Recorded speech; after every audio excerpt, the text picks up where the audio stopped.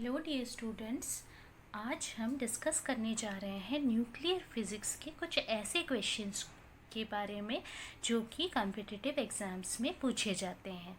तो इसमें से जो पहला टाइप है उसका क्वेश्चन है the ratio of sizes of lead and magnesium nuclei is approx. यहाँ पर आपको पूछा गया है कि जो साइज़ है लेड और मैग्नीशियम न्यूक्लियाई का, उनका जो रेशियो है उसकी वैल्यू कितनी होगी। तो उसके लिए हमको एक फॉर्मूला यूज़ करना होगा साइज़ ऑफ न्यूक्लियस का। साइज़ ऑफ न्यूक्लियस यहाँ पे आर से दिया जाता है जो कि रेडियस है। Are is equals to R0 a⁻⁴ यहाँ पे R0 कांस्टेंट है। तो लेड अपॉन मैग्नीशियम के लिए इस R की वैल्यू हम निकालेंगे। सिंपली हमने R की जगह रखा है R0 a⁻⁴ लेड के लिए अपॉन मैग्नीशियम के लिए। यहाँ पर लेड के केस में आप देखिए ऊपर 208 लिखा है और नीचे 82 लिखा है। ये जो है ये स्टैंडर्ड फार्मूला x a ऊपर है और नीचे z है। a यानी कि मास नंबर है और z यानी कि एटॉमिक नंबर है। x जो है वो कोई भी एलिमेंट है। तो यहाँ पर लेड के लिए a की वैल्यू आप देख सकते हैं 208 है। तो a लेड के लिए अपॉन a मैग्नीशियम के लिए जब आप वैल्यूज़ रखेंगे 208 अपॉन 26 जो कि मैग्नीशियम के लिए है, ये दोनों वैल्यूज़ आपको क्वेश्चन में दिया हुआ है, तो आपको इसकी वैल्यू मिलेगी 8। तो रेशियो आपको क्या मिल जाएगा, lead upon R magnesium is equals to 8⁻⁴ जिसकी वैल्यू होगी 2। अब दूसरा क्वेश्चन देखते हैं। जो दूसरा क्वेश्चन है आपका, इस दूसरे वाले क्वेश्चन में if the nuclear radius of 27 aluminium is 3.6 Fermi, the approximate nuclear radius of 64 copper in Fermi is. आपको एक एलिमेंट का न्यूक्लियर रेडियस दे दिया गया है और आपको दूसरे एलिमेंट का न्यूक्लियर रेडियस निकालना है। तो इसके लिए भी सेम फार्मूला हम यूज़ करेंगे, R is equals to R0 a⁻⁴ तो यहाँ पर R, यहाँ पे भी हम सीधे रेशियो ही निकालते हैं तो फिर हमको इजीली ये वैल्यू मिल जाएगी, R aluminium upon R copper. तो R0 a⁻⁴ एल्यूमिनियम के लिए अपॉन R0 a⁻⁴ कॉपर के लिए।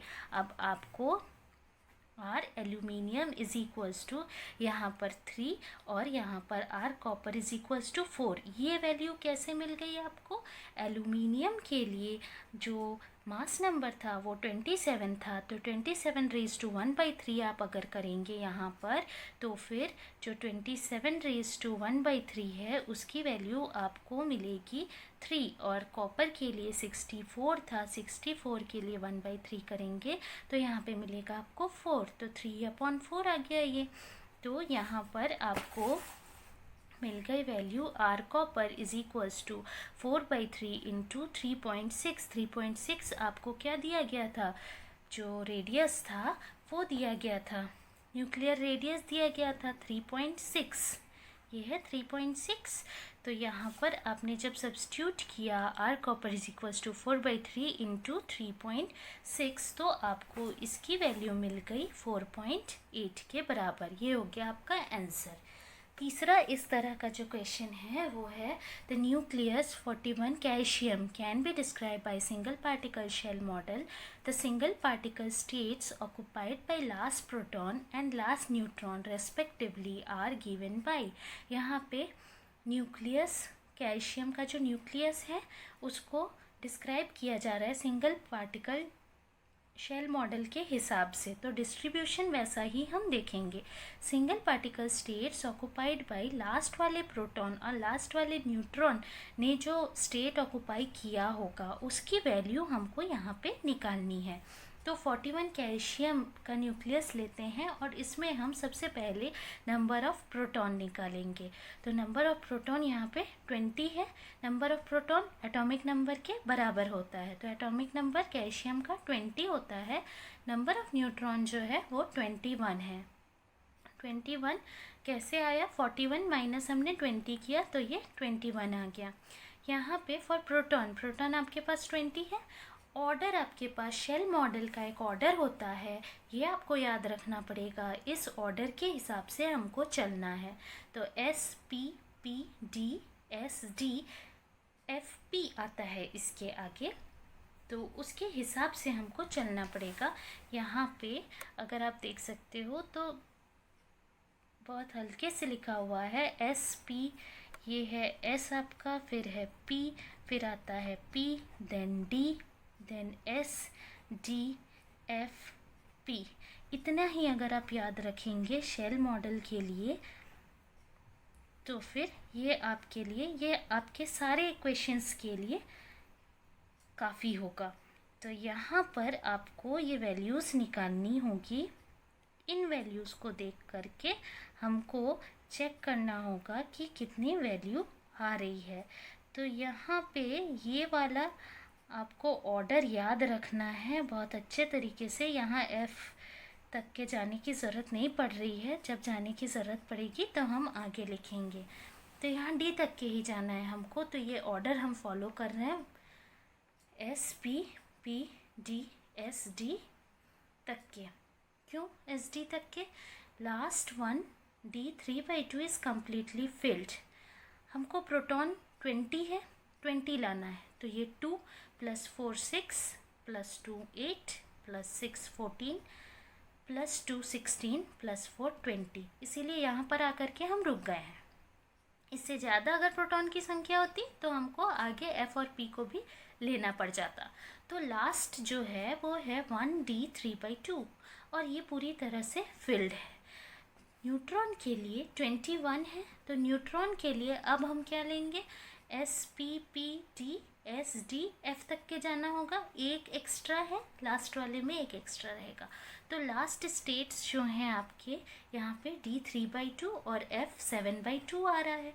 तो यही क्वेश्चन में आपको पूछा गया था कि सिंगल पार्टिकल शेल मॉडल के हिसाब से जो लास्ट प्रोटॉन है और लास्ट न्यूट्रॉन है उसने कौन कौन से स्टेट्स ऑक्यूपाई किए हैं। तो हमारा आंसर क्या हो जाएगा, यहाँ पे लास्ट स्टेट्स हैं डी 3/2 और एफ 7/2। एक और क्वेश्चन इसी तरीके का, ground state angular momentum and parity पूछा गया है 41 कैल्शियम के लिए। क्या निकालना है कैल्शियम के लिए? अब हमको एंगुलर मोमेंटम, पैरिटी। इसके पहले हमने लास्ट वाले स्टेट्स निकाले थे। एंगुलर मोमेंटम और पैरिटी कैसे निकालेंगे?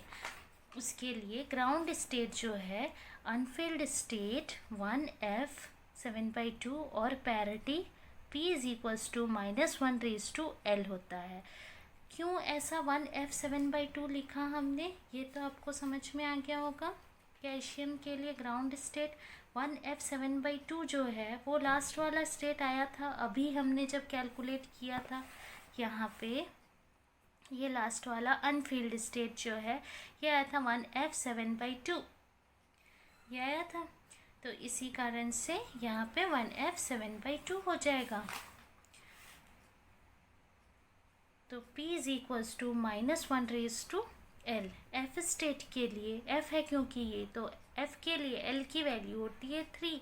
एस पी डी एफ जो होता है ना, एस पी डी एफ, इनके लिए l की वैल्यू 0 1 2 3। एल एंगुलर मोमेंटम है, इस तरीके से होती है। तो इसीलिए यहाँ पे l = 3 होता है एफ स्टेट के लिए। तो p = क्या हो जाएगा आपका -1/3 विच इज़ इक्वल्स टू -1। तो ग्राउंड स्टेट का एंगुलर मोमेंटम आ जाएगा आपके पास 7/2 होल रेज टू माइनस, क्योंकि आपके पास पैरिटी की वैल्यू -1 आई है, इस वजह से।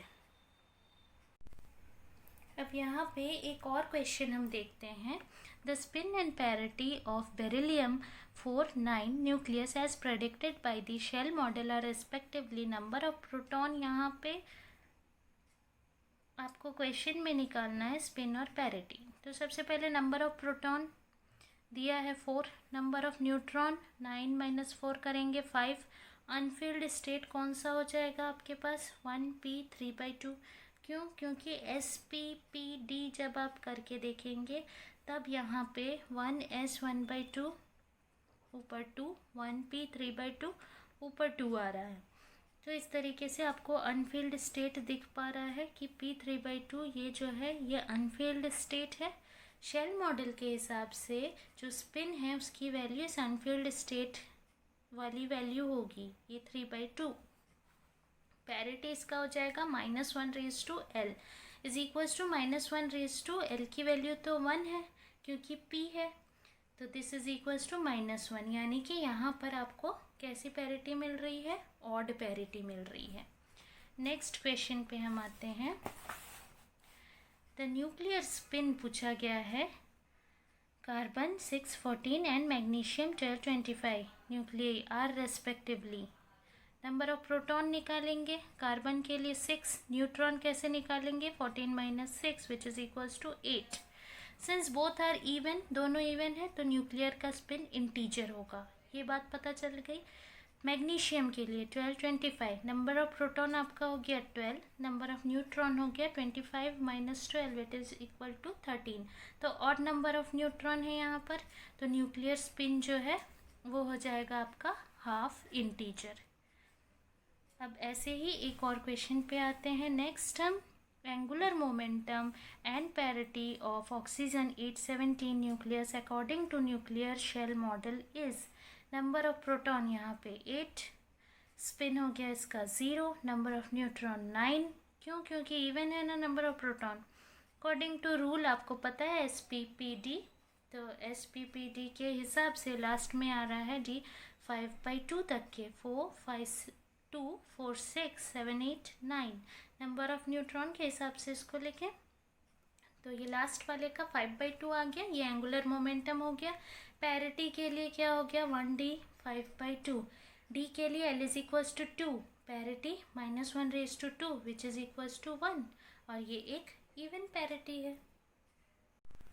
तो आपके पास एंगुलर मोमेंटम एंड पैरिटी जो है ऑक्सीजन की 17.8 इज कितना आ जाएगा 5/2 प्लस। अब एक और क्वेश्चन इसी सीक्वेंस में, nuclear shell model which include spin orbit coupling, the spin and parity of ground state of boron दिया है 511 is. Number of proton question में दिया है 5, number of neutron 11 - 5 which is 6, rule के हिसाब से SP ऊपर 2 + 4 6, ये आ गया 6, angular momentum 3/2, parity state is 1p 3/2, L is equals to 1, parity -1/1 which is equals to -1। तो आज के लिए इतना ही। नेक्स्ट टाइम हम नेक्स्ट टाइप ऑफ क्वेश्चंस को डिस्कस करेंगे। अगर आपको इसमें कोई भी डाउट है तो फिर आप कमेंट सेक्शन में पूछ सकते हैं, और अगर ये वीडियो आपको पसंद आई तो फिर लाइक, शेयर और सब्सक्राइब करना ना भूलें। Thank you.